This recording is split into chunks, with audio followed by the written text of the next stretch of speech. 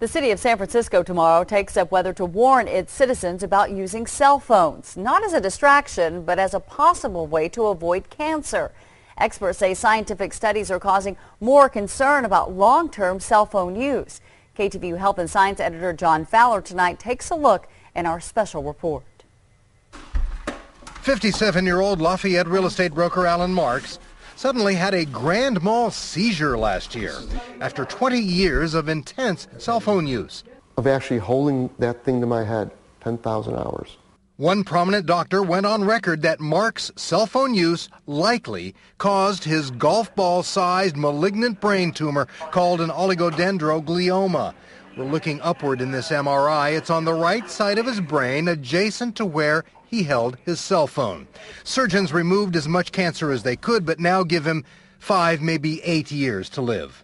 It's painful. It's horribly painful, yet I want people to know that this is for real. Because it's no different than holding a gun to your head. I mean, you're killing yourself. About 90% of people in the Bay Area press cell phones regularly to their heads. Some scientists say evidence is now growing of long-term harm. We discover on the cell phone radiation, one is that it damages DNA. It's overwhelming that cell phones are causing brain tumors.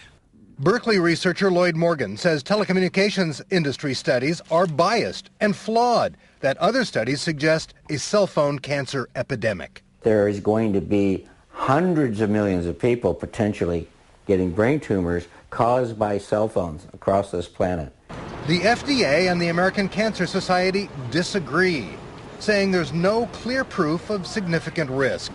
Consumers are becoming cautious.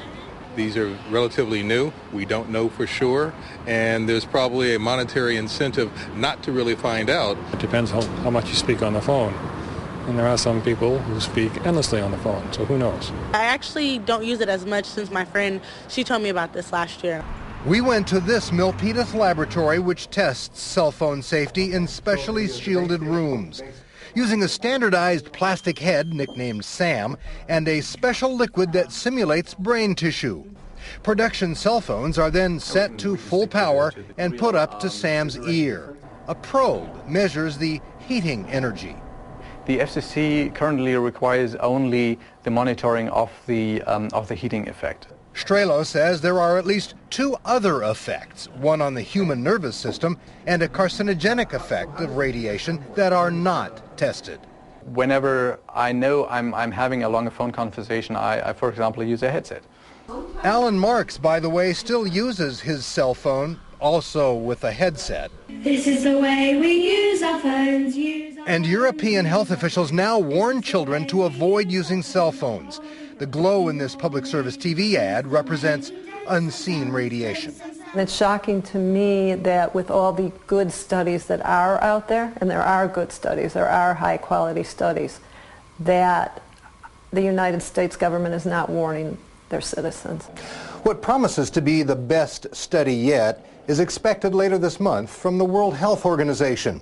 Until then, the best advice may be to use common sense when you use your cell phone. Health and Science editor John Fowler, KTVU, Channel 2 News.